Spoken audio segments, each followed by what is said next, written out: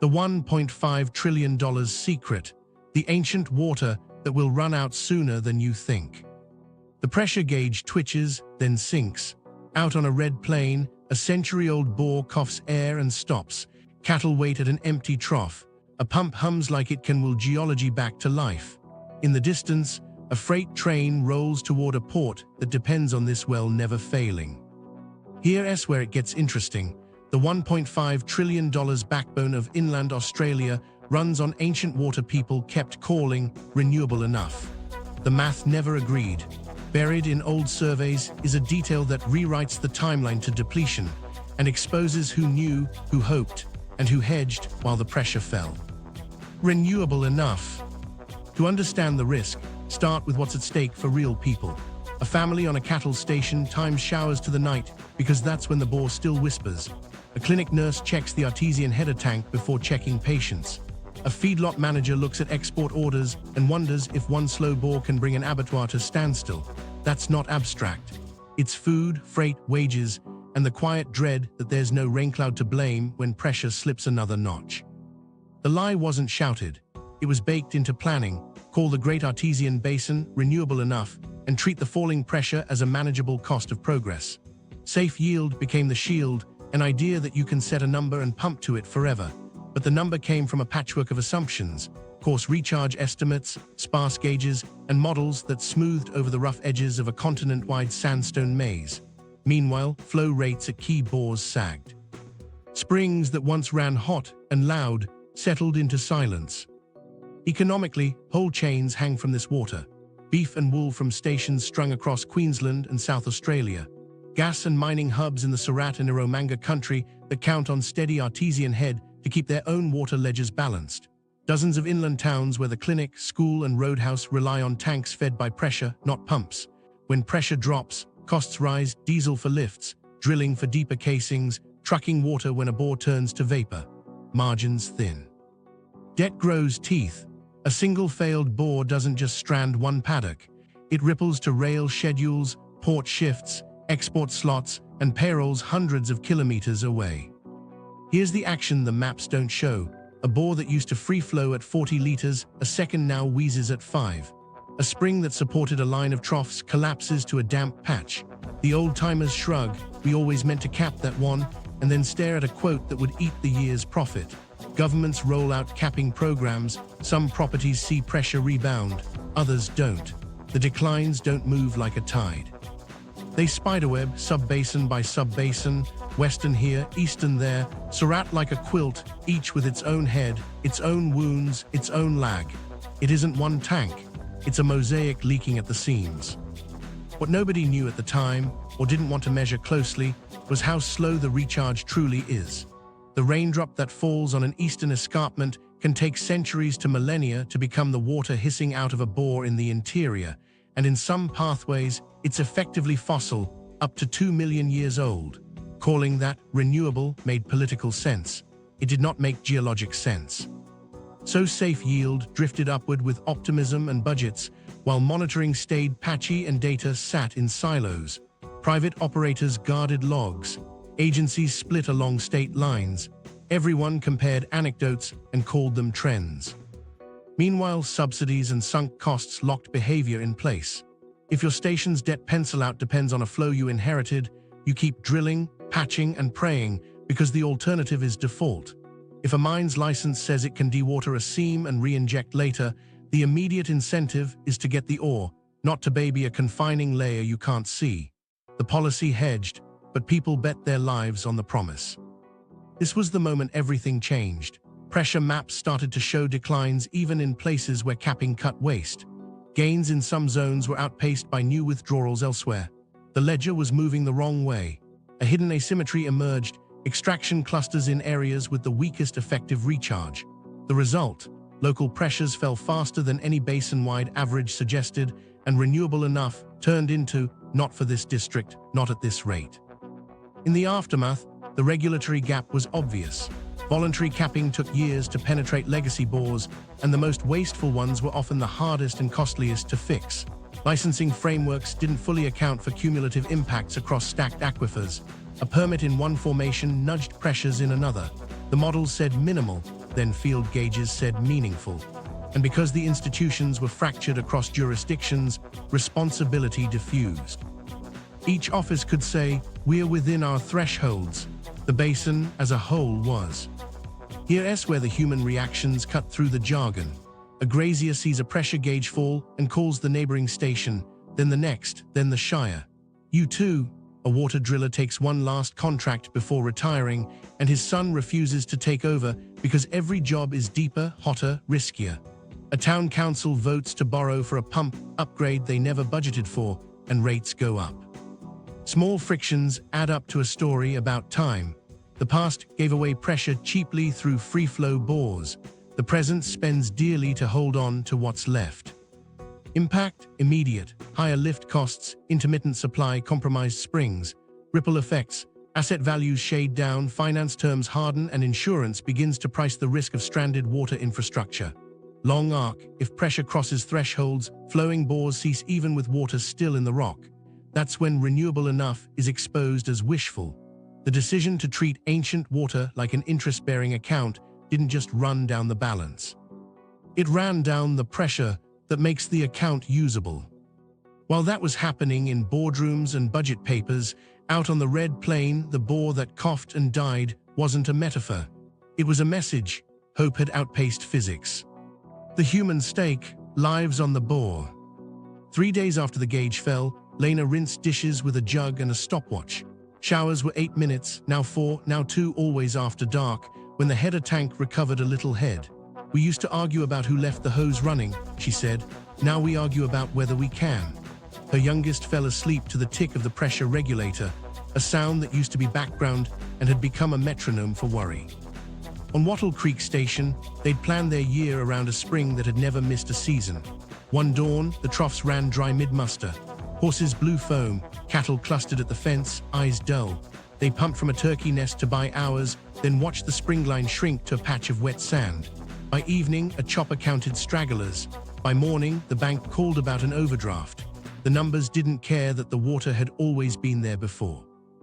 In town, the clinic kept a laminated sign by the door. Artesian outage, use sparingly. The generators could push water uphill, but the bills landed on the council's desk. The school cancelled sports day because the taps sputtered in the change rooms. The roadhouse stacked crates of bottled water by the counter like flood sandbags against a drought.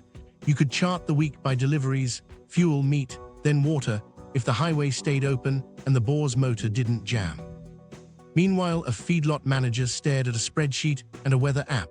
One slow bore meant an extra truckload from 40 kilometers away. That meant rescheduling the rail slot, which meant calling the abattoir, which meant bumping a shift. The ripple wasn't theoretical. The night crew went home early and came back the next night to make up the order. Overtime helped, until the margins didn't. Here's a micro story. The call came at breakfast. The old homestead spring had stopped. The owner dropped his mug, it shattered across the tiles. He walked the creek line before the heat set in, boots crunching on what should have been damp silt. He could hear the hum of the bore 17 kilometers away like a dare, spend to fix me or sell the herd. 20 minutes later, he was on the phone with a driller who said the wait list was 3 months, and the quote was the price of a ute and a season's feed. The psychological toll isn't like a dry paddock you can photograph. It's waking to check the gauge before you check your phone. It's limping between hope and the math you don't want to print out. Drought gives you a sky to curse. Pressure decline gives you no villain and no relief storm. People start to talk to pipes. They bless a hiss. They hear a cough in a bore and feel it in their ribs. Out on the rail line, a driver radioed in a slowdown, heat on the tracks and a water-filled delayed. The port watched a ship idle because a loading window shifted. Inland, a mechanic rebuilt a pump he'd rebuilt last year. His kid watched and asked if there'd be work when he finished school. "There'll be water," he said, and didn't add the rest out loud. When bores falter, stock don't just thirst, they die. Decisions arrive like triage. Which paddock to destock first, which bloodline to cull, which buyer will take skinny weight. A grazier picks up a marker and draws circles on a map. This trough holds, this one fails, this one maybe if the wind stays low. He calls neighbors, compares low numbers, and they trade hose fittings like rations. None of this hits the headlines until trucks line up at a standpipe and tempers fray. Then a camera pans past a queue of water carts and a commentator blames El Niño. Locals shake their heads. This isn't weather, this is time catching up. They've been living on a balance their grandparents thought would last, and the bills now land weekly. In one house, the shower ran for exactly one song. The family agreed to pick short ones. When the last note faded, the tap snapped shut. Everyone listened for the tank. Silence meant the day would be planned around what the ground refused to give. The historical route, the rush to tap the deep. To understand why hope outran physics, go back to the first hiss. Late 1800s, a drill crew on the inland plains hit sandstone and the ground exhaled. Water surged without a pump. Men cheered. Newspapers called it proof the interior had a future. Unlimited was the word that stuck. Springs that had sustained Aboriginal communities for generations were folded into a new story. Settle, graze, grow. The sound of a flowing bore became a promise people mortgaged their lives to. Colonial optimism set the map. Where water rose, towns followed. Homesteads sprouted along new lines of certainty. You could camp where the bore ran and plan for a herd twice the size, a crop that never should have been tried that far from a river. Surveyors traced arcs of pressure like veins on a patient and declared the inland cured. In pubs, the joke was you could float a boat from Charleville to Coober Pedy. Nobody asked how long the pressure would last. The well was loud, the questions were quiet. Then came the engineering era, the age of free flow. Pipes ran open to trench channels, pushing water under the sun for kilometers. Troughs overflowed, drains became bogs, millions of liters a day steamed into blue air. It felt virtuous to share a surplus that looked endless. The waste wasn't invisible, you could see it shimmer, but incentives ran the other way. More water meant more stock, and more stock meant more reason to drill again. Capping would have fixed the bleeding, but capping was expensive and pride was cheap. Government programs were a century away. In the meantime, flow was treated like a right rather than a responsibility. A borehead that hissed was a badge of success. A capped bore felt like a defeat, as if putting a valve on a miracle made it less of one. People adjusted to wet channels in dry country like they were new creeks ordained by geology. What nobody calculated closely was the price of normalization.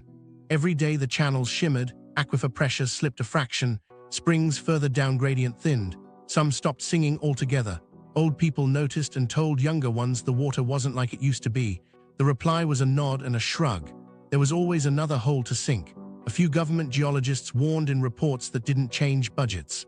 The frontier had moved, the accounting stayed behind. Post-war expansion locked the pattern. With cheap fuel and better rigs, drilling spread fast. Pastoral stations scaled to the flow they inherited. Towns stitched their water security into artesian head without adding fallback pumps. Railways built stops where the tanks would fill themselves. Mines penciled their plans against a pressure baseline that should have come with an asterisk. The system's abundance had created an economy that couldn't imagine its absence. Meanwhile, knowledge lagged the enthusiasm. The basin looked like one giant tank on maps, not a layered stack of aquifers with confining beds, dead ends, and bottlenecks. Early models smoothed what was bumpy. Recharge was drawn as arrows rather than millennia. When a bore slowed, it was blamed on a faulty screen, a sand blockage, a bad driller, anything but the sum of 1,000 open taps. There were brief pauses when drought forced a reckoning. A dry decade would make waste look foolish, and boards would talk about valves and pipelines. Then a few wet years would soften the urgency. The channels filled again, and everyone said the system had bounced back. It hadn't. It had simply hidden the loss behind a season's mercy. The habit of postponing the fix took root, and the pressure kept slipping. This was the moment the past baked in the math. Free-flow decades spent pressure nobody could repay. Each new expansion was an overdraft drawn on a slow bank. By the time capping programs finally arrived with money and technical crews, some of the damage had set like concrete. Springs that closed never reopened. Bore fields that once sang now needed pumps to whisper. While that was happening, Aboriginal custodians kept telling stories of springs as living ancestors, warning that disrespect would quiet them. Those warnings weren't metaphors. They were observations carried across generations. The pressure map confirmed what the elders already knew. Once a spring fell silent, the land changed with it. Here's where the history turns and looks straight at the present. The rush to tap the deep created the inland as we know it, stations, towns, lines on a freight network. It also set the timer. Optimism became infrastructure, infrastructure became dependency. And when the first bore coughed in our opening scene, it was the echo of those early cheers fading out. Mapping the giant, 4 basins, 1 fragile system. To see what failed on that red plain, we need to zoom out, not to a single blue blob on a map, but to a layered machine spread under a fifth of a continent.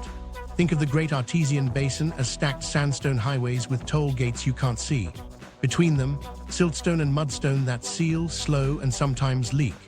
Water moves, but it moves like a glacier, centuries for a short trip, millennia for a long one. When a gauge twitches, it's reacting to a pressure story written far away and long ago. From the air, it looks like one system. Underground, it behaves like 4. The Western, the Eastern, the Surat, and the Carpentaria arcs aren't separate countries, but they speak different dialects. Each has its own potentiometric head, its baseline pressure, and its own memory of waste, drilling, and drought. This is the first trap. Treating the whole like one tank and assuming a win in one corner balances a loss in another. In the Western Basin, pressure still sits high in places, big distances, fewer bores, but the history of free-flow channels left scars that never fully healed. Springs at the margins carry the memory. When they thin, it's a letter arriving late from decades of overflow. A property caps 3 legacy bores and watches a gauge climb a few meters, 30 kilometers down gradient. A spring brightens just enough to be noticed, then steadies. The rebound is real and slow. The lag can lull you into thinking the job is done. Swing east and the mosaic tightens. The Eastern Arc hosts more towns, more stations, more overlapping claims on the same head. Here, capping programs turned open drains into pipelines and troughs, saving millions of liters that once steamed away under hard sun. Some lines on the pressure map softened from red to amber. Yet even in those success stories, a cluster of new straws a few ridgelines over pulled the recovery flat. The basin answered, but the demands talked over it. The Surat, down in Queensland and into New South Wales, is where energy stepped onto the stage. Coal seam gas fields need to depressurize coal to free methane, and that means moving water. Licenses draw bright boundaries, but the aquifer doesn't read them. Produced water is treated, redirected, sometimes re-injected, sometimes stored. On paper, impacts look localized. On the ground, gauges near extraction clusters show dips out of step with neighbors. Farmers in that belt learned a new language: connectivity, confining layers, vertical leakage. They shouldn't have had to. Meanwhile, the Carpentaria Edge holds quiet complexities, thin aquifers, patchy recharge windows, long pathways to the outlets. One misjudged bore can echo wider than anyone expects. A driller hits a screen with a little more flow than budgeted, and a year later, a springline size. Nobody links the two at first because the distance hides the cause. Then a scientist arrives with isotopes and a timeline that joins the dots. The answer lands. The system listened. Here's where the word renewable breaks. Yes, rain hits the recharge zones where sandstones are exposed along the eastern uplands. Yes, some of that water percolates down, but the raindrop to bore journey is long enough that your great-grandchildren won't taste it. Renewable in the legal sense, maybe. Renewable in the human planning sense, not at industrial rates, not on investment horizons that count in election cycles and loan terms. Now layer on the asymmetry. Extraction isn't evenly spread, it bunches. Booming districts, feedlots, processing hubs, gas fields, stack straws where recharge is thinnest or slowest. Pressure isn't a polite average, it's a neighborhood effect. One busy block can tip the street. A town that metered and cut its losses finds its gains cancelled by a license granted 2 shires away. People feel punished for doing the right thing, and trust thins with the head. Travel time matters. Old surveys tucked away in filing cabinets told a story that feels cruel in hindsight. Some flow lines from the recharge shoulder to the far west springs take thousands to millions of years. What that means on the ground is this: when a bore stops flowing, there can still be water in the rock, but the pressure fell below the threshold that pushes it to daylight. Pumps can lift what pressure can't, at a price that pulls margins inside out. A flowing bore is a gift of physics, a pumped one is a bill. The map's final lesson lands like a sigh. You can't average your way out of a local crisis. Basin-wide graphs can rise while a district fails. Capping can win on Monday. A cluster of new withdrawals can claw it back by Friday. The only math that matters is sub-basin by sub-basin, with eyes on the confining layers and ears tuned to the springs. It isn't one tank. It's a fragile network of connected vessels, and it was never designed to carry the weight we piled on it. Everything was about to change when a new industry punched fresh holes. But even without them, the old wounds still bled. The energy complication, gas, mines, and the water ledger. While capping trimmed the old waste, a new player walked on stage carrying permits and drill strings. In the Surat, coal seam gas crews set their rigs not to chase water, but methane-locked in coal. To free the gas, they had to lower the pressure in the coal seams. Lowering pressure means moving water, produced water, out of the way. On paper, it's temporary. In practice, the aquifer above and below has to absorb the change. Here's what that looked like on a Tuesday morning. A grazier near Chinchilla watched a service ute bounce along a fence line toward a wellhead that wasn't his. The crew opened a valve, the gauge dipped. Nothing dramatic, just a few meters. A week later, his own bore read a fraction lower than it had in months. He called the company. They pointed to a license that said impacts would be localized and minor. He looked at his cattle and thought minor wasn't the word. Produced water didn't vanish. It had to go somewhere. Tanks rose on pads, then pipelines carried brackish flows to treatment plants where reverse osmosis turned salt into concentrate and clean water into a new question: release, store, or re-inject. Re-injection sounded like balance, put it back where it came from. Only the where was a layer cake. Push too hard into a confining bed and you risk fractures. Miss a seal and you create a shortcut between aquifers that never meant to talk. Engineers were careful, geology was stubborn. Meanwhile, open-cut mines dewatered pits to keep trucks rolling. Pits don't respect neat hydrostratigraphic diagrams, they invite the surrounding groundwater to flow toward a hole. Pumps kept up, and the drawdown cone spread like a bruise under the lease. Temporary, the approvals said. Recoverable, maybe for saturated sands nearby. But for artesian head already under stress, another straw was another subtraction. The spreadsheets captured volumes. The springs captured consequences. Licensing frameworks tried to police the borders. One permit in the Walloon coal measures, another in the Hutton sandstone, a monitoring bore here, a trigger threshold there. But the rock layers aren't hard partitions. They're stitched with faults, ancient channels, and variable seals. Connectivity is a spectrum, not a switch. A company could keep within its numbers and still nudge a neighbor's gauge. Regulators asked for models. Consultants delivered them with confidence intervals wide enough to drive a road train through. Case evidence piled up in the margins. A cluster of gas wells brought a gentle but persistent dip in nearby observation bores tapping shallower units. A mine's ramp-up coincided with a spring's discharge tapering beyond natural variability. Coincidence? One report asked. Cumulative effects? A hydrologist answered, circling 4 signatures that made more sense together than apart. The trade-off math was blunt. Royalties today against water security on a clock you can't reset. Jobs on a 5-year horizon against pressure that took millennia to build and can fail in a decade if pushed. Towns like the cash injections, the full motels, the new utes at the servo. They also liked taps that ran without diesel. The ledger didn't balance neatly. It rarely does when one commodity is ancient pressure and the other is quarterly earnings. What nobody knew at the time, or admitted out loud, was how small the safety margin had become in certain districts. Capping had given back some head. Then dozens of gas wells quietly asked for a slice of that gain to free their methane. Mines, already permitted, leaned on the same head to keep their voids dry. Each claim was rational. Together, they were a crowd on a weak bridge. Meanwhile, something else was happening. Farmers who'd converted to pipelines and float valves felt like suckers when their gauges drifted anyway. Trust, like pressure, is hard to build and easy to lose.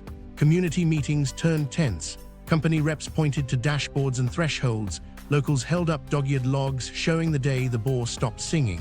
"Your model says stable," a woman said. "My trough says otherwise." The energy sector did put water back on the table, ironically, by making it visible.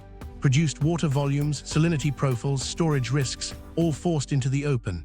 That transparency helped, but it also revealed how many black boxes remained. Proprietary data fenced off key wells. State lines sliced the map into jurisdictions that didn't compare notes often enough. The basin didn't care about boundaries. The pressure didn't either. Then came a heatwave summer. Demand for power spiked, and generators leaned on supply from gas. Upstream, the wells had to keep flowing. Downstream, a town announced emergency water restrictions after a pair of monitoring bores tripped alarms. Unrelated, the statement said, maybe connected by subtle pathways the approvals never priced and the models underplayed. Impact, immediate, localized dips that turned flowing bores into borderline cases. Ripple effects, operators trucking water farther, pumps working harder, springs inching toward thresholds where invertebrates that survived dry centuries couldn't handle one more quiet season. Long arc, a policy lesson written in sandstone. You can't mine pressure twice, once for gas, once for water, and pretend the ledger will forgive you. Even if you stop new holes tomorrow, the old wounds still bleed. The physics has a long memory and an unforgiving bill cycle. The Great Waste, free-flow bores and evaporation's tax. Before gas rigs and mine pits complicated the ledger, the simplest wound was the loudest. Free-flow bores running day and night into open drains. You could hear them from a ridge, the steady hiss that felt like prosperity. Water spilled into trenches, wandered across paddocks, and evaporated under a hard sky. It looked generous. It was loss at industrial scale. Here's a day in that era. A boundary rider follows a channel that never should have existed, banks slumped, rushes thick, dragonflies hovering over a ribbon of water laid on by geology, not a river. The trough at the end overflows, so someone digs a little deeper to catch the excess. The sun does the rest. Millions of liters turn to air before a single beast drinks. Nobody writes a bill for the head of pressure that disappears with the shimmer. Waste-embedded habits. If the bore runs for free, you run it. If the drain goes dry, you dig it wider. Every new gate and wing fence assumed the hiss wouldn't stop. The sound trained people to be careless. You didn't need float valves when the trench filled itself. You didn't need to count stock at a trough when a channel could flood the whole flat. Livestock walked farther and muddied the edges. Weeds took root. Salinity rose where the water lingered too long. The land learned to live with a leak. Then the fixes arrived, slow, expensive, and effective where they were allowed to do their job. Capping programs sent crews from property to property, setting steel, welding flanges, threading valves. Open drains became buried pipelines snaking to troughs fitted with floats that shut water off when full. The first time a grazier watched a trough stop clean instead of spilling over, he nodded like he'd been waiting 20 years to see common sense. Down gradient, a spring brightened. A pressure gauge 3 stations away twitched up a meter, then 2, holding through summer. People kept quiet about it in case the hope was fragile. But common sense cost money. Some bores were so old their casings crumbled when touched. The quote to rehabilitate would make a stoic swear. Who pays? A government grant covered part, but not the whole. A family with a thin year banked the check and postponed the work. The most wasteful bores were often the hardest to fix because they'd been leaking longest, wearing out everything around them. Meanwhile, the drain kept steaming. Engineering answers ran into social inertia. A neighbor capped and piped, only to see his upstream mate let water run because that's how Dad did it. The upstream mate wasn't stubborn for sport. He was broke or suspicious of paperwork or tired of inspectors who came once and never returned. Meetings filled with maps and promises, then people went home to pumps that rattled and drains that sparkled in moonlight. You can't shame a man into spending money he doesn't have, and you can't fix a system with half measures stretched across 1,000 kilometers. Quantify the waste and the numbers get ugly fast. Take a free-flow bore at 20 liters a second into an open channel. That's 1.7 million liters a day laid bare to a desert sun that can take a third before stock touch a trough.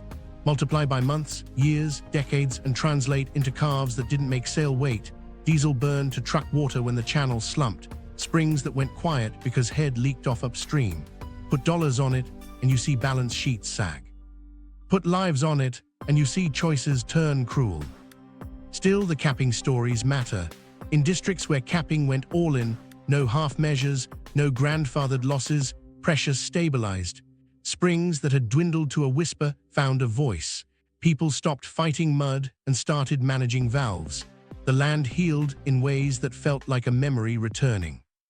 But every success needed trust. Trust that if you fixed your leak, the neighbor would fix his. That if you shared data, it would be used to help, not punish. That if you invested now, someone wouldn't approve a new drain by another name next door. Here's the catch: fixes without trust stall. trust without data breaks, and data without enforcement drifts. The waste taught all three lessons at once. The evaporation tax was never just physics. It was the cost of delay, spread thin enough to ignore until the day a bore coughed and stopped, and the silence finally carried the bill. The data problem, what nobody's measuring. Fixes need trust, and trust needs proof. Here's the catch: too many decisions ride on guesses dressed up as certainty. Pressure gauges blink like Christmas lights in some districts and stay dark in others. A spring goes quiet, and nobody can say whether it was a hot summer, an upstream leak, or a coal seam gas ramp-up. People argue in meetings with numbers written on napkins because the official dashboards don't show their paddock, yet every invoice and every risk premium does. Patchy monitoring is the first pothole. Some sub-basins have dense networks of observation bores. Others have a handful placed decades ago, read quarterly, then averaged until the life is squeezed out of the story. Salinity, sometimes. Temperature, rarely. Vertical gradients across confining layers, almost never, and that's the measurement that tells you if the seal is holding or if a slow leak is stealing head. Without that, a model is guessing the strength of a dam without checking for hairline cracks. Then there's the black box of proprietary wells. Private operators, pastoral mining, gas collect terabytes, downhole pressure, flow, chemistry, temperature logs, quarter-hourly. Those data sit on servers behind non-disclosure clauses. The basin lives with the consequences. The basin can't see the patterns. A company might share a trend line with smoothing set to reassure. Locals want the raw feed, the spiky truth that matches the day the trough sputtered at dawn and the moment the spring fell quiet. Model uncertainty isn't a footnote, it's the plot. Recharge estimates for key exposure zones vary by orders of magnitude depending on method, period, and assumptions about vegetation and soil. Change the leaf area index in a model, and you can move a minister's confidence by 1 billion liters. Meanwhile, the raindrop doesn't care. It takes the path it takes, and that path could be 90 years or 9,000. If your policy horizon is 4 years, both look like later. That's how later becomes too late. What nobody measured carefully for decades were the lags. Pressure decline is not a light switch. You can cap a wasteful bore and watch nothing change for a year, then see a spring brighten in year 3. A gas field can hold steady for a season, then a gentle sag appears in an observation bore a valley over. Without high-frequency, long-term, multi-depth data, the cause and effect chain looks like coincidence. That's where denial lives, between the event and the consequence, where hope outtalks physics. Here's where it gets practical. Satellites can already see the ground swell and sink by millimeters as aquifers breathe. Tie that INSAR to a web of pressure transducers, and you start to read the system's pulse. Fiber optic cables in monitoring wells turn the water column into a thermometer, spotting subtle temperature shifts that reveal vertical leakage through confining layers. Isotopes, tritium, carbon-14, chlorine-36, tag the age of water, separating last-century recharge from Pleistocene stock. Put those tools together and maybe turns into there. But tech without access is theater. The data commons has to be real. Meter every licensed extraction over a threshold, stream anonymized rates in real time, publish bore chemistry quarterly, and log pressures at multiple depths in shared aquifers. No more PDFs uploaded 6 months late. No more maps without scales. A grazier should be able to open a phone and see the head at the boundary bore, the trend for the sub-basin, and any alerts tied to thresholds agreed in daylight. There's a fear baked into sharing that truth will be used as a weapon. A station shows a spike in extraction during a heat wave and worries a regulator will arrive with a fine instead of a fix. A company logs a localized dip and fears headlines. Shift the incentive. Make disclosure the condition for certainty, insurance discounts, access to capping funds, fast-track approvals only if your gauges talk. Silence costs. Honesty buys resilience. Meanwhile, something else has to change. The unit of decision. Basin-wide averages soothe. Sub-basin thresholds save. Set pressure floors that matter ecologically, springs alive, not just wet, then tie triggers to actions that are automatic, not negotiable. If the head at a sentinel bore dips below X for Y weeks, extractions in the red zone ratchet down Z%. People can plan around rules that move on measurements. They can't plan around hope. A detail buried in old surveys said it plainly. In some flow paths, the travel time is longer than the modern economy. That's not doom, it's calibration. Measure the system properly and you can buy time where it counts, retire losses where it doesn't, and stop mistaking noise for recovery. The basin is speaking. It's been speaking for a century. We just didn't put enough microphones in the right places. The timeline: how fast does ancient water run out? To see the clock, lay 3 futures side by side. In the first, we keep doing what we've done, cap where it's convenient, approve extractions with comfort clauses, argue over models while gauges slide. In the second, we go hard on waste, mandatory capping, tight metering, real triggers tied to real thresholds. In the third, we hit the brakes where pressures are already brittle, pause new withdrawals in red zones, retire the worst bores, and force the ledger to heal before it breaks. Stakes first. A flowing bore isn't about volume, it's about head. Once pressure drops below a threshold, flow stops even with water in the rock. That's the cliff. Below it, pumps take over, costs climb, and some springs die because they can't drink electricity. People feel the difference as minutes at a tap and dollars at month's end. The basin feels it as silence. Action Scenario 1, the status quo. Waste declines continue where grants reach, but extraction clusters grow faster than savings. Energy keeps drawing under localized impact clauses. Towns delay pump retrofits another year. Pressure drifts down a meter here, half a meter there. A handful of sub-basins cross the no-flow line at sentinel bores within a decade. Bores that ran for generations switch to intermittent. Springs at the margins that were barely holding wink out during a dry summer and don't return the next wet. The ledger pretends it's stable because averages look polite. The ground disagrees. Impact immediate. More diesel, deeper screens, a trickle of destocking decisions that turns into a trend.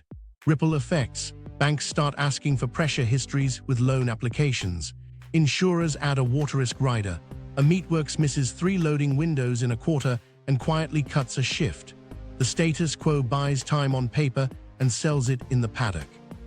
Scenario 2, aggressive capping and transparent metering. Take every open drain and bury it. Fit floats on every trough above a threshold. Link funding to live data, no dollars.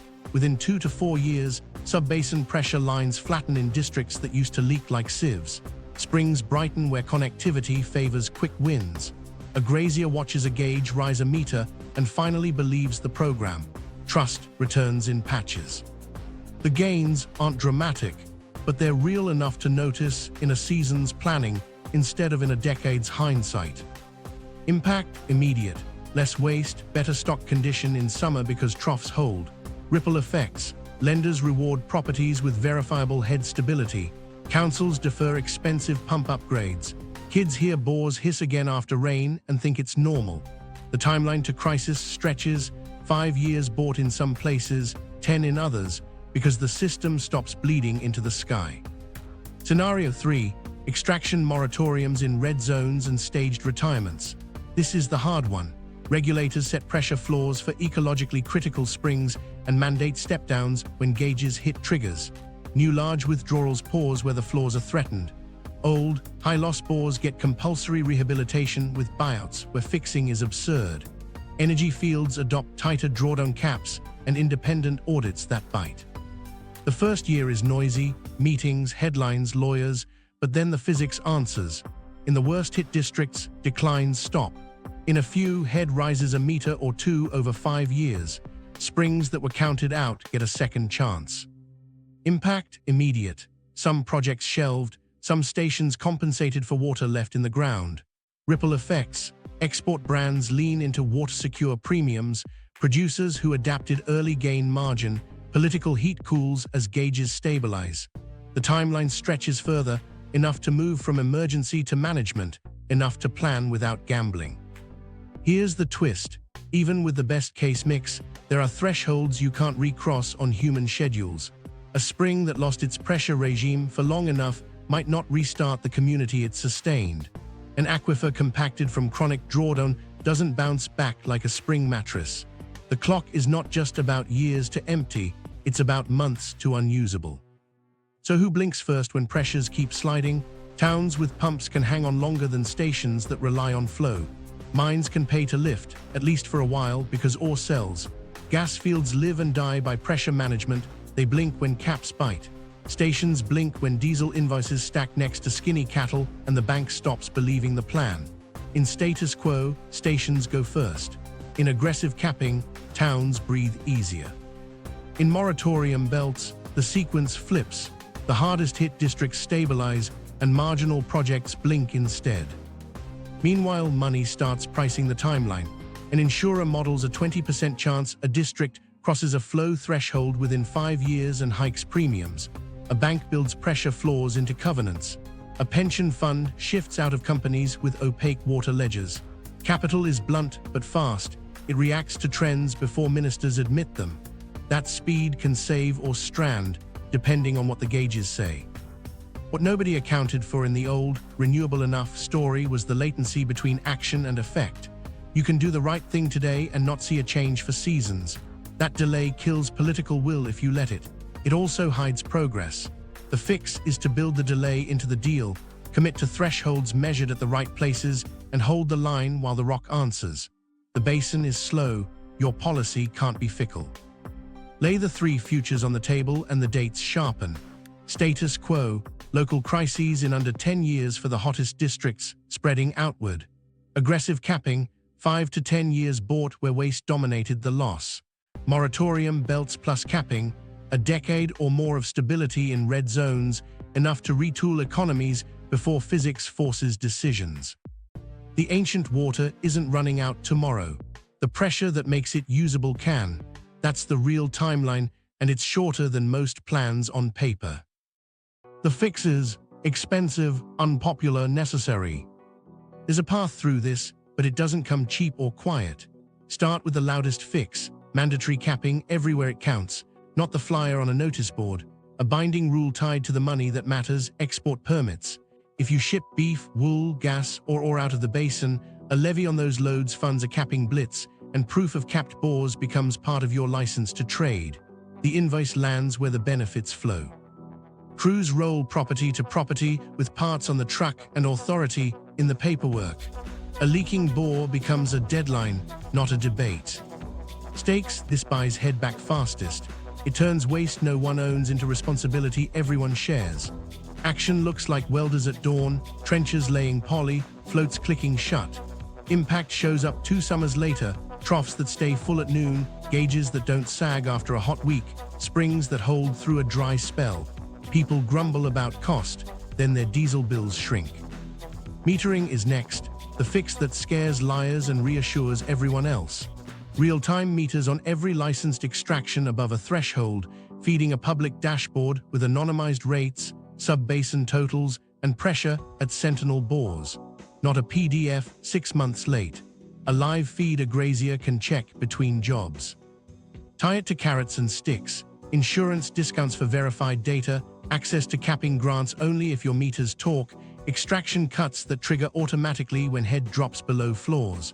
The rule is simple. If the gauges say we are in the red, the valves slow. No midnight phone calls. No, just this week. People plan around rules that don't bend for mates. Then come the priority zones. Map pressure floors that keep springs alive and towns steady. Draw red lines where the head is brittle. In green and amber belts, normal rules. In red, a different game. Retire the worst bores outright with buyouts or long contracts that pay stations to leave water in the ground. Call it an offset market anchored to physics, not vibes. A processor in a stable district pays to rest a legacy drain in a stressed one. The money flows toward the pressure that matters. The head flows back toward the springs that define a landscape. The energy nexus can't sit outside this. Set strict drawdown caps with third-party audits. If produced water is re-injected, verify it with fiber optic profiles and pressure responses, not just paperwork. Independent hydrogeologists hold the pen, not consultants reporting to the proponent. If a project nudges a sentinel bore toward a floor, throttles engage. If it crosses, extraction pauses until the gauge recovers. Localized and minor becomes a claim you prove in real time or you stand down. People will ask about silver bullets, desal plants, big pipelines. They have roles but not as fairy tales. Desal pencils near the coast to take pressure off towns and industry, freeing artesian head inland for stations and springs. Pipelines work over modest distances where a few thousand people or a key hub can't live on pressure alone. but neither replaces the basin at scale. Move them out of the dream column and into the targeted relief box with price tags printed in large type. Government money matters, but it shouldn't carry the whole load. Hypothecate the export levy, match it with a slice of royalties from basin-linked mining and gas, and lock it in a fund that can't be raided when budgets tighten. Spend it on capping, metering, audits and buyouts, not on consultants, slide decks that re-explain the problem we already feel in our knuckles. Trust is the hard currency. Build it by sending results home fast. When a bore is capped on Monday, the neighbor should get the cruise dates that Friday. When a sentinel gauge twitches up, the dashboard lights green and a text goes to subscribers, head plus 6M this quarter. When a trigger trips, the action is automatic and evenly shared. Nothing rots confidence like watching a rule bend for one set of boots. Here's a human moment that sells the fix. A station caps 3 legacy bores in a week. The owner walks to a spring that's been a puddle for years and sets a stake in the mud. He comes back every Sunday.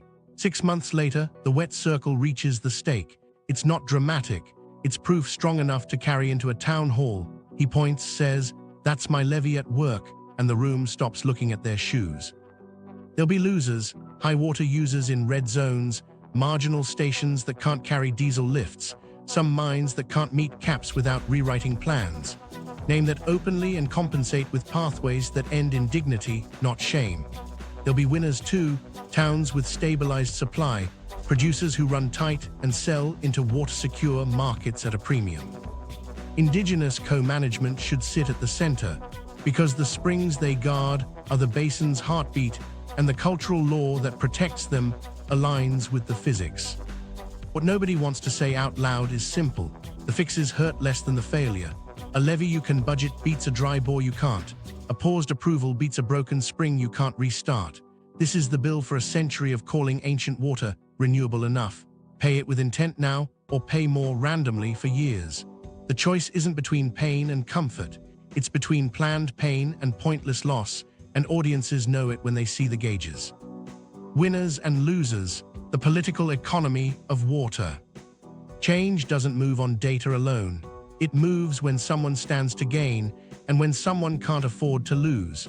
The basin's fixes reshuffle who carries costs, who banks benefits, and who writes the story the rest of us repeat. Short-term losers are easy to spot. High water users sitting in red zones take the first hit. Stations built around free-flow turn into pump farms with diesel bills that eat profit. Marginal operations, too far from rail, too old a bore field, too thin a balance sheet, feel the floor drop under them when pressure floors force cutbacks. Some mines with approvals written in a softer decade discover their drawdown caps now bite. Plans built on temporary impacts suddenly owe the springs a permanent debt. These aren't villains, they're rational players who bet on yesterday's rules. There are winners, even in the first years. Towns with stabilized supply get relief from budgeting by emergency, no more rate spikes to cover surprise pump retrofits, fewer boil water notices tied to failing head. Producers who already run tight, pipe systems, floats on every trough, genetics that finish on less, step into a market that starts paying a premium for water secure. The same kilogram of beef or bale of wool carries more story. Verified metering, pressure floors held, springs alive. Buyers who can't ignore risk pay a little more for certainty. The incentives line up if you let them. An export levy ring-fenced for capping is a tax only if you pretend pressure is free. Tie it to visible wins, gauges ticking up, springs documented, then build a label on top. The world pays for reef-safe and deforestation-free. It will pay for artesian secure, especially when drought headlines roll. That premium lands with those who did the work, not those who wrote the op-eds. Indigenous water rights and co-management aren't a courtesy, they're a backbone. Springs are cultural law and biological refuges. When traditional owners sit at the table with veto power over redline extractions near critical springs, you get decisions that protect head where it matters. Rangers who read the country daily notice a spring's pulse before a satellite does. Pay that stewardship properly, fund monitoring on country, employ local crews on capping blitzes, route a share of levies into long-term spring care. The flow-on is resilience, culture stronger, country steadier, Physics aligned with story. Losers need exits that don't humiliate. A marginal station in a brittle district shouldn't be asked to die quietly. Offer buyouts pegged to verifiable head trends and land condition, with pathways into different work, repair teams, monitoring, cultural land management, so skills stay in the region. For mines that can't meet caps without punching the ledger, retire approvals with compensation linked to avoided impact, and publish the avoided pressure loss like you'd publish carbon credits. Treat water like a stock you can leave in the bank and pay for, not like a mistake you bury. Winners need to be visible early. When a shire's sentinel gauge rises a meter after a capping blitz, the mayor should be able to point to fewer pump hours and lower maintenance calls. When a processor signs a contract that pays a premium for verified water stewardship, put the check in front of the cameras, not to gloat, but to anchor the narrative. Hard choices pencil. The political economy depends on narrative. For a century, the line was endless inland seas. Replace it with precious slow bank. People respect what feels scarce and proven. Show the account statement, head curves, spring flows, the avoided diesel bill, the avoided stranded asset. Every 30 seconds, give the audience a face. A ranger logging spring discharge, a grazier watching a trough stop clean, a school principal scrapping the emergency water truck line item. This was the moment everything changed. When lenders began to price pressure floors into covenants and politicians realized water risk now swings seats. A candidate who promises flexibility on extraction in a red zone finds their opponent holding a map with gauges in the red and a list of mortgages that depend on stability. The smarter promise becomes boring but bankable. Thresholds that don't bend, dashboards that don't lie, money that moves where springs live. Meanwhile, something else was happening outside Australia. Export buyers rattled by Ogallala fallowing and North China subsidence started asking quiet questions of suppliers sitting over ancient water. They weren't looking for poetry, they were looking for proof. That's leverage you can use if your meters talk and your springs sing. Winners, losers, and the space between them. This is where reform either hardens into habit or dissolves into slogans. The basin's politics won't be decided by who shouts loudest, but by who can point to a gauge, a spring, and a pay slip, and say, this is how we keep water on country, product on ships, and dignity in the districts that made the nation's inland real. Global parallels: Ogallala, North China Plain, Nubian, Guarani.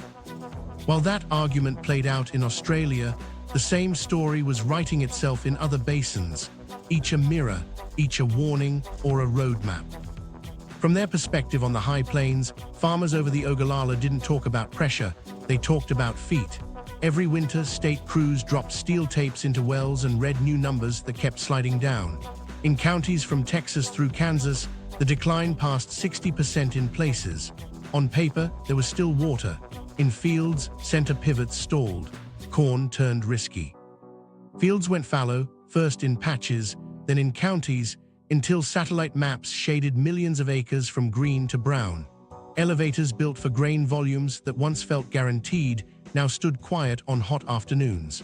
A rancher switched to sorghum and prayed for a few more seasons of lift. Bankers asked for plans that didn't rely on depths that only Grandad had seen. The lesson was blunt. Call a fossil aquifer renewable and you get one good lifetime, maybe two, before pumps chase a horizon they can't reach. Meanwhile, the North China Plain, breadbasket, factory floor, cradle of cities, sank by millimeters a year as aquifers compacted. Subsidence maps drew a funnel the size of a small country. Wells dropped a meter or more in bad years. Canal diversions arrived from the humid south, and for a moment policy and weather teamed up. Groundwater levels ticked up at about 70 centimeters a year in places after 2020. It worked because they moved big surface water, enforced pumping cuts, and got lucky with wet seasons. But the ground that had settled didn't rebound. Once pore spaces collapse, storage doesn't come back. A planner in a bay held two truths at once. Recovery is possible with the right levers, and some damage is permanent. The fix demanded central coordination, hard quotas, and money that crossed provinces. The cost of waiting had already been paid in cracked pavements and tilted rails. In the Eastern Sahara, nobody pretended. The Nubian sandstone aquifer holds water laid down when the desert was green. Libya built the great man-made river to pipe that ancient store north, pipes wide enough to drive through, carrying fossil water to farms and cities. Egypt punched wells deep in oases to support new towns. The taps ran, satellites watched the head fall. There is no meaningful modern recharge there. Every liter is a withdrawal from a bank that won't refill on human timelines. Governance tried to keep pace, joint authorities, monitoring, plans, but the truth underwrote every meeting. You're mining water, so spend it like a finite endowment. Pick the uses that justify depletion. Plan the tail, the day pumps click off and pipes go dry. Across the Guarani, the story bent toward cooperation before crisis. Argentina, Brazil, Paraguay, Uruguay spent years arguing and then signed a binding agreement to manage a shared aquifer the size of a nation. It wasn't because taps ran dry. It was because data showed stress building in pockets and leaders decided to move early. They built a shared map, agreed on disclosure, and set rules for wells that could tip pressures across borders. It wasn't perfect, gaps in data, uneven enforcement, but it proved a point. You don't need a disaster to cooperate on groundwater. You need institutions that respect slow time and transparency that builds trust. Here's where it gets useful for the basin. Ogallala teaches what happens when individual rational choices stack into collective collapse. Fallow fields, stranded infrastructure, hard pivots to dryland. North China shows that recovery is possible at scale if you pair strict cuts with imported water and accept that some scars won't heal. Nubian is the stark case for honesty. Call fossil water what it is and price it like a one-time inheritance. Guarani offers the governance blueprint, shared data, legal frameworks, and cross-border discipline before panic, and before prices and people move. What nobody in these places could escape was latency. Pumps drop levels quickly, policies lift them slowly. The lag invites denial and punishes impatience. That's why live dashboards matter.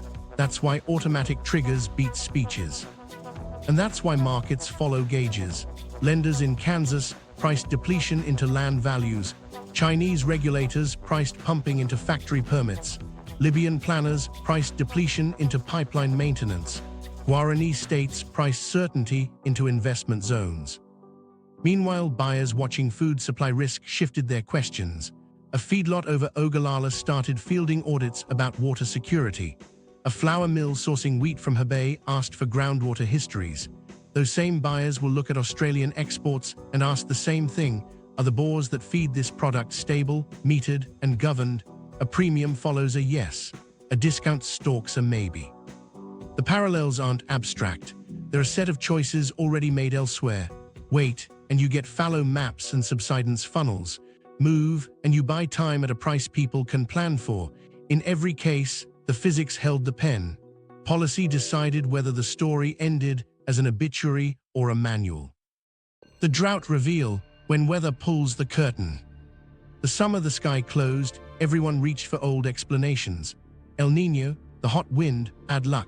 But out on the flats, drought didn't cause the bores to fail. It revealed which ones were already standing on their toes. When rain stops, demand climbs, evaporation spikes, and the little cushion of head you had is gone. What's left is the truth of the pressure. That's why the first failures arrived not where it was driest, but where the gauges had been quietly sliding for years. On a Tuesday before dawn, a convoy of water trucks idled outside the Shire standpipe. Drivers dozed against steering wheels, waking when the queue inched forward. A grazier at the back counted the rigs and did the math on diesel versus delay. Tempers frayed before breakfast. A councillor walked the line and told people to keep it civil. Someone asked if civility could fill a trough. Over the hill, a bore coughed, cleared, and then only hissed air. At a station 2 hours west, the yard filled with noise that sounded like urgency but looked like triage. A whiteboard by the shed door listed paddocks and priorities. North Ridge destock first. Sell heifers light. Move bulls to pipe 3 if head holds. Kids hauled hoses between tanks. The manager called the abattoir to shift a booking and learned every slot was sliding because everywhere else was making the same call. On the radio, the forecast offered a 10% chance of a thunderstorm. He didn't look up. Meanwhile, a drilling crew rolled into a town on the promise of a quick fix. Emergency drill programs always arrive late and loud. They picked a site by a dry gully and started punching down, chasing chatter about a good layer. The first test pumped brackish, the second hit gas and spooked the operator, the third found a streak that ran for 1 hour at 2 liters a second before sand took it. The invoice landed anyway. Bad wells multiply when panic does. Here's a micro story. In a fibro house on the edge of a rail town, a woman set 3 buckets under a tank that would only dribble in the cool of night. She washed uniforms by hand, then drove to work past a sign that said restrictions, level 4. At lunch, someone said the drought would break soon. She nodded and thought, even if it does, the tap won't. Media trucks found the queues and the cracked dam beds. A presenter framed a shot with a dust devil in the background and said the word drought into the lens 3 times in 2 minutes. Locals watching at the servo shook their heads. The drought didn't break the basin. It just pulled the curtain on the pressure map. You can't staple a cloud to an artesian head. Meanwhile, something else was happening on spreadsheets and inside rooms. Insurers phoned councils to ask about fallback pumps and meter data. Banks flagged accounts tied to properties in sub-basins that had tripped internal no-flow thresholds. A processor rebased contracts on available water days. None of these were public. They didn't need to be. Prices moved quietly, plans changed fast. A rail driver at the siding keyed the mic and said he'd need to throttle back. Heat had the tracks soft. Water for the locomotive system was delayed an hour. The port pushed a ship's departure. A buyer in another country shuffled a cargo. That whole chain was pinned to a handful of bores and a pressure margin that had looked fine in May and wasn't in January. The aftermath set in like fatigue. Debt climbed because decisions made under duress are expensive. A family sold breeders they'd sworn to keep, then watched the next wet put grass on empty paddocks. A couple packed a house into a trailer and moved to the coast where the tap didn't argue. The school farewelled 3 kids and combined classes. Nobody blamed the weather in those speeches. They blamed time and the way it accumulates. When the first break in the season finally came, a ragged storm that knocked dust into mud for a day, the headlines cheered. The gauges moved too, but not the ones that matter for flow. Springs didn't revive on schedule. Bores that had flipped to pump stayed there. People learned to tell the difference between wet ground and recovered head. That's the drought's real lesson. Weather is a mask, pressure is the face. A week later, the standpipe queue was shorter, not because all was well, but because some plans had changed. A neighbor installed a float on a trough. Another booked a capping crew for September. A council logged onto the dashboard they'd ignored and set alerts at numbers that used to be someone else's problem. The drought didn't cause the crisis. It forced everyone to see it at once. Counting the $1.5 trillion, what's actually at risk? Put a number on the silence we've been hearing. $1.5 trillion. Not as a headline, as a ledger with lines you can trace from a borehead to a port crane. Start with agriculture, because that's where the water turns into food and freight. Cattle and sheep operations over artesian country rely on head, not just volume. When flow slips below threshold, diesel steps in. Margins don't bend, they snap. A station that once ran 10,000 head on gravity feed now trucks water or lifts it at a cost that eats a season's profit. Calves come in light. Sale yards feel it 2 months later. Processors feel it the next quarter. One dry bore doesn't just shorten a paddock. It trims a meatworks roster, idles a rail siding for an afternoon, and stretches a ship's departure window.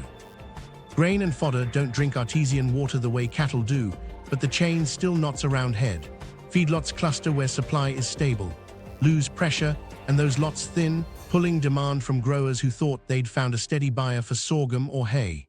The hit isn't dramatic. It's a few dollars a ton, repeated until a farm replaces a pivot with hope and a spreadsheet of rainfall probabilities. Mining and energy sit on the other arm of the scale.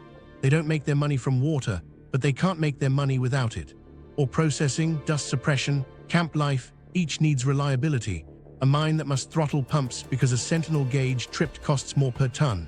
A gas field that tightens drawdown caps shifts maintenance schedules and output forecasts.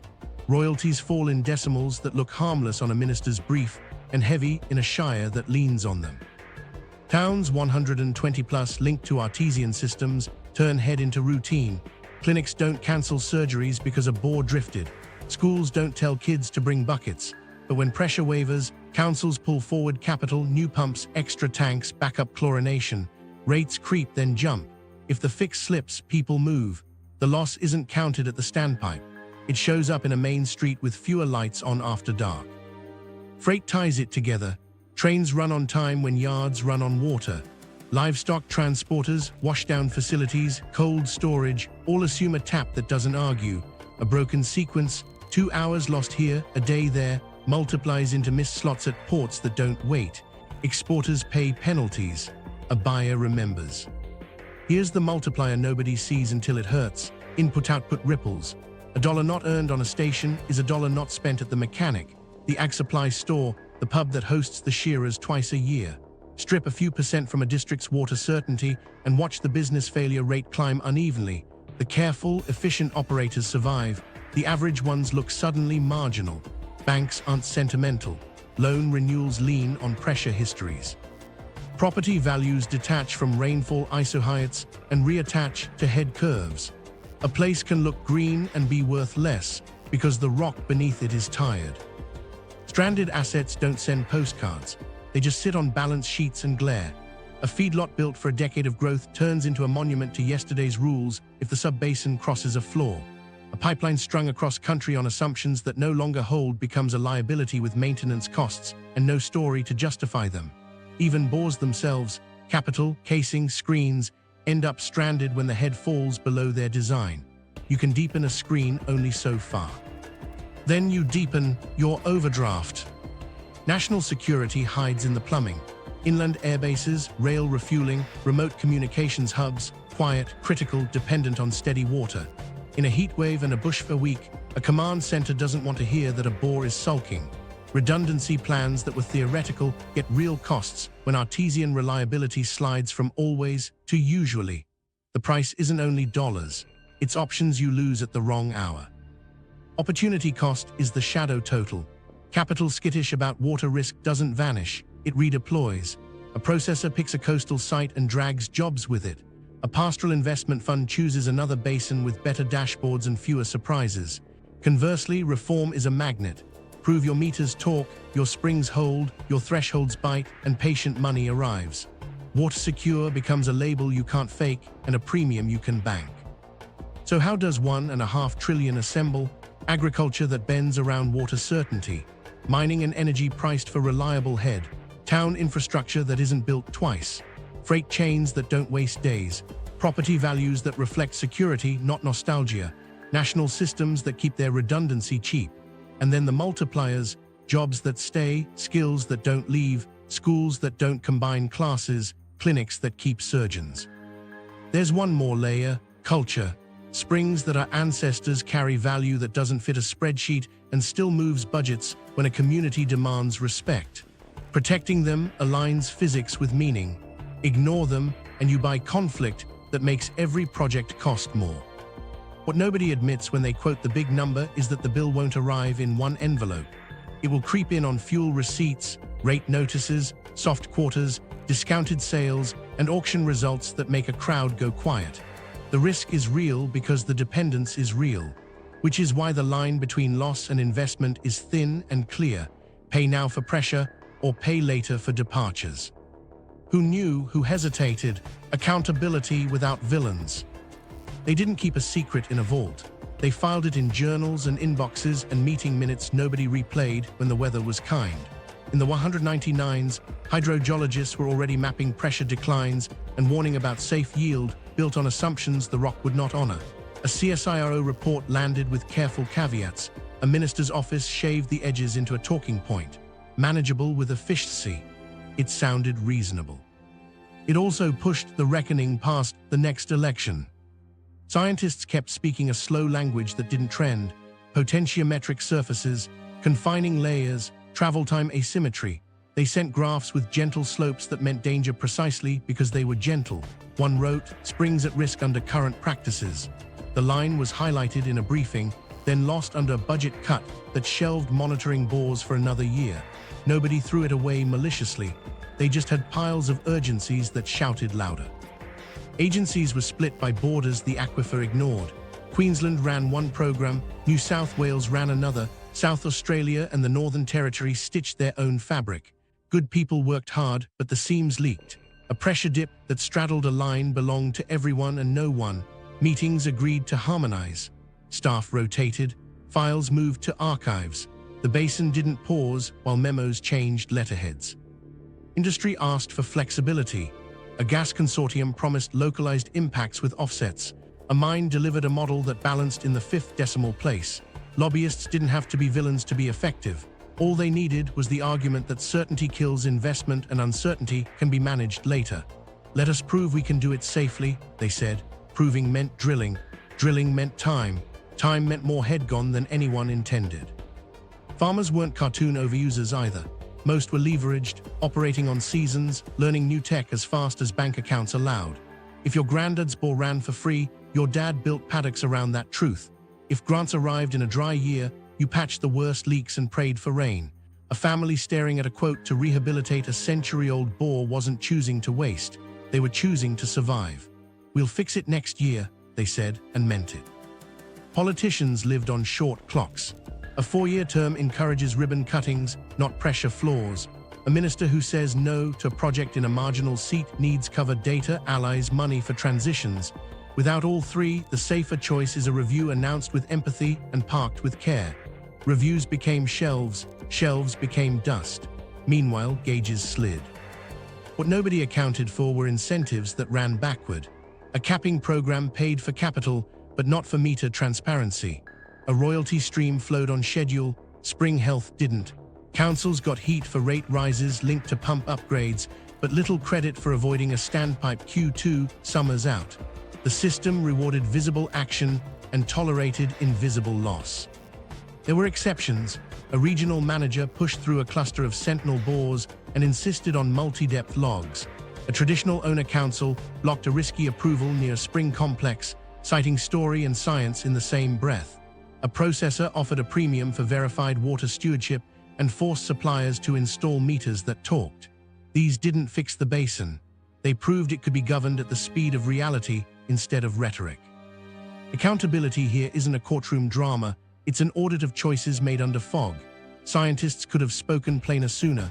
Agencies could have shared data before the memoranda. Companies could have opened their black boxes without being dragged. Farmers could have trusted programs that earned it. Politicians could have spent capital before crisis. None of that happened at scale because the pain curve lagged the decision curve, and lags are where hesitation lives. So change the incentives, not just the people. Make transparency pay. Tie approvals to dashboards, not promises. Align royalties with pressure floors, more money when gauges hold, less when they don't. Fund capping from the exports it protects. Put traditional owners in decision seats with authority that sticks. When rules bite everyone evenly, compliance feels like fairness, not punishment. They didn't conspire to drain an inheritance. They drifted mostly. Now the drift is over. The headroom for hesitation is gone, and the science isn't asking anymore. It's telling. Roadmap, the next 10 years. Year 1-3, meter everything, fund a capping blitz, stand up live dashboards. Year 4-6, retire worst bores, enforce red zone floors, audit energy drawdowns. Year 7-10, build reuse, resilient grids, fair water markets. Finance it with export levies and royalties. Publish pressure targets, celebrate rebounds, course correct fast. Resolution and meaning.